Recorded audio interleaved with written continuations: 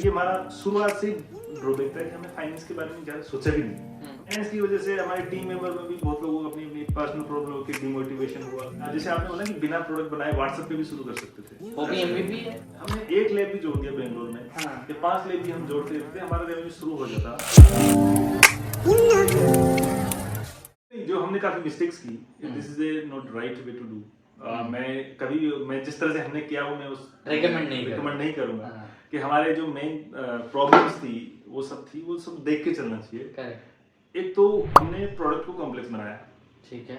हम जो प्रोडक्ट था हमारा, हम उसको 1 या 2 महीने में बना के एमवीपी लॉन्च कर सकते थे। जैसे आपने बोला कि बिना प्रोडक्ट बनाए व्हाट्सएप पे भी शुरू कर सकते थे, वो भी एमवीपी है। तो एक बेसिक लैंडिंग पेज बना के और अपना एक छोटा सा पोर्टफोलियो बना के हम लैब को कनेक्ट करना शुरू कर सकते थे। वो 1 या 2 महीने में हम कर सकते थे। ठीक है। That is very big mistake. One और बहुत बड़ा भी, इसकी वजह से फाइनेंशियल क्राइसिस भी हो सकता है। करेक्ट। अब प्रोडक्ट को हमने इतना आगे ले गए। हाँ। जब हम पूरी प्रोडक्ट को बनाते बनाते कॉम्प्लेक्स बनाए, उसमें इतने फीचर ऐड करने लग गए बहुत ज्यादा। राइट, टेकी आदमी है, फीचर ऐड करने लग गए।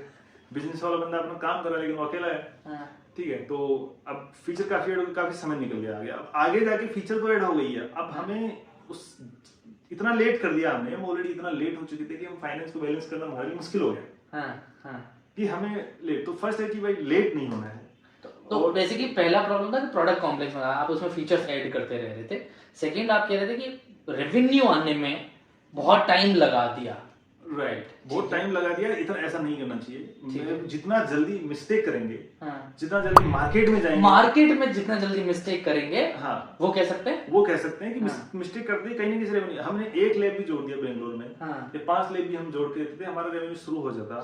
भले छोटा होता पर वो शुरू हो जाता, तो वो बड़ी प्रॉब्लम नहीं आती। और हम सीधा कस्टमर और प्रोडक्ट के बीच में जो रिलेशन है कि कल प्रोडक्ट ऐसा होना चाहिए, वो फीडबैक शुरू हो जाता है। उससे फीडबैक लूप चालू हो सकता है कि हमने कुछ ऐसे भी फीचर बनाए जो जरूरी नहीं थे, लेकिन वो बनाने में हमारा टाइम वेस्ट भी नहीं होता, हम ओरिएंटेड रहते वहां पे। तो that is the very big mistake. और थर्ड क्या कहेंगे आप?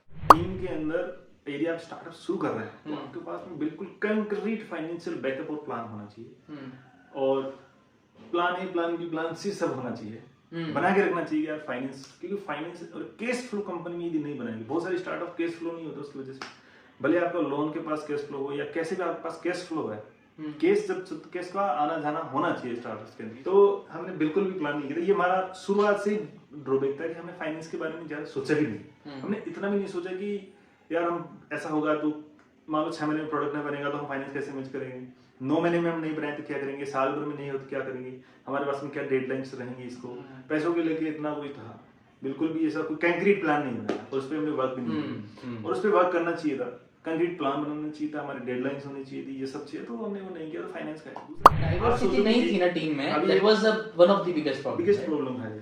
बीडी का जो बंदा है वो बीडी कर रहा है, वो नॉट ओनली बीडी कर रहा है, बहुत सारे काम कर रहा है। तो वो उसकी क्वालिटी आएगी भी नहीं। 4 टेक बंदे टेक ही बना रहे हैं।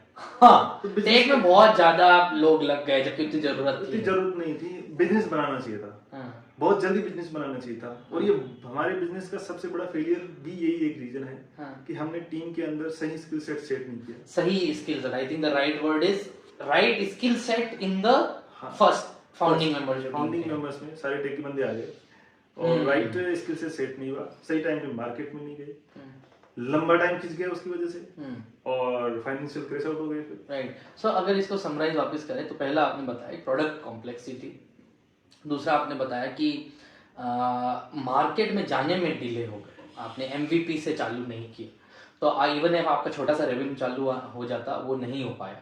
ठीक है। तीसरा आपने बताया कि there was no return deadline plans, financial plans कि अगर मेरा 6 महीने वर्कआउट नहीं करता है तो मैं क्या करूँगा, 12 महीने में नहीं करता तो क्या करूँगा। अब जैसे मैं एक हाइपोथेटिकल सिचुएशन बताता हूँ तीसरे वाले पॉइंट को एक्सपेंड करते हुए कि मान लो कि अगर मेरे पास ऐसा कोई प्लान होता या 6 महीने में अगर मेरे पास में एक भी कंपनी नहीं है, एक भी डायग्नोस्टिक सेंटर नहीं आया, तो मैं 2-3 महीने के लिए मैं फ्रीलांसिंग प्रोजेक्ट लेना चालू कर दूंगा, ताकि 12 महीने में नहीं आया तो मैं लंबे फ्रीलांसिंग प्रोजेक्ट लाना चाहता। 1.5 साल बाद नहीं हुआ तो हम जॉब ज्वाइन करके इसको चलाते रहेंगे।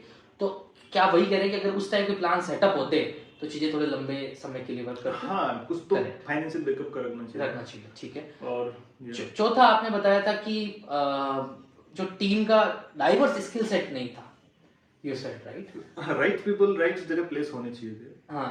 और एक बड़ा रीजन ये भी था कि हम अपने आप को 30 मार्क का समझ रहे थे। हाँ। वो इतने 30 मार्क का हम थे नहीं। राइट। अब एक एक्सपीरियंस जो होता है, हमें प्रोडक्ट बिल्डिंग है, हम बिगिनर प्रोडक्ट बिल्डर कर रहे हैं, तो प्रोडक्ट बिल्डिंग में हमने टाइम ले लिया, एक स्टार्टअप एक्सपीरियंस भी नहीं है, राइट। और हम एक हाइपोथेटिकल थॉट लेके चल रहे हैं, तो एक हमारा भी एक्सपीरियंस था, वो इतना अच्छा नहीं था कि हम उसको, तो हमें जो सबसे एक और चीज था कि हमें एक्सपीरियंस नहीं था, लेकिन हमें या तो हम स्टेक दे के लेके आते, कैसे भी दे के लाते, यदि हम एक अच्छा मेंटर लेके आते, बोले उसको 5% स्टेक दे देते, 10%, और वो हेल्थ केयर का बंदा होता, तो माइट हमारा सीनियर कुछ और होगा। Would you say it's the fifth problem?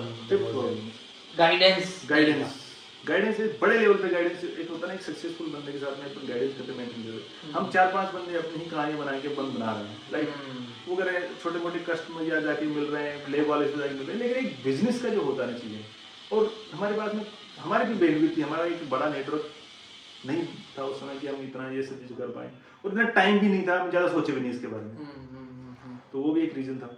तो ये जो 5 प्रॉब्लम्स हमने डिस्कस की, हम ये भी कह सकते हैं कि इनमें से कुछ इंटरकनेक्टेड है। जैसे जो 4th प्रॉब्लम था कि हमारे पास डाइवर्स स्किल सेट नहीं था। अब 4 बंदे टेक के होंगे और सबको फील करना है कि मैं कुछ कंट्रीब्यूट कर रहा हूँ, तो प्रोडक्ट तो कॉम्प्लेक्स बनेगा ही। प्रोडक्ट कॉम्प्लेक्स बनेगा और बिजनेस में बंदा एक रहेगा, तो मार्केट में जाने में डिले तो होगा ही। कैन वी से कि सम ऑफ देम आर इंटरकनेक्टेड।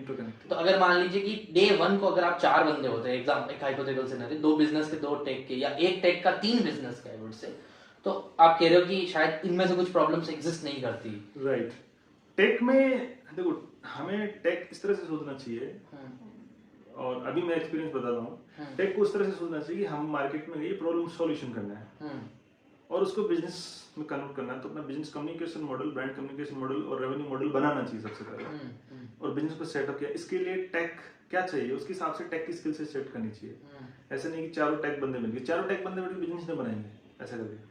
और उसके साथ में मैं कहता हूँ यदि बंदा टेक के 2 है तो बिजनेस के तो ज्यादा ही होंगे, 5 से 7 होंगे उल्टे, ज्यादा होंगे। बिजनेस मार्केटिंग का चैनल है, उसमें एफर्ट और टेक बिल्डिंग का एफर्ट, राइट, वो उतना ही रहता है।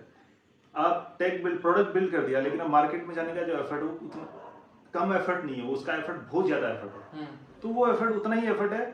तो टेक बिजनेस के बंदे 1 रखना और टेक के बंदे 4 रखना, तो ये सबसे बड़ी मिस्टेक थी, क्योंकि बिजनेस में हमें उसमें भी हमें सेग्रीगेट करना पड़ता था कि अपन लैब वाले जो बंदे, बिजनेस डेवलपर हुआ या फिर मार्केटिंग वाला बंदा हुआ, लीड जनरेशन हुआ, ये सब सोचनी चाहिए उस समय, वो सबने कुछ नहीं किया।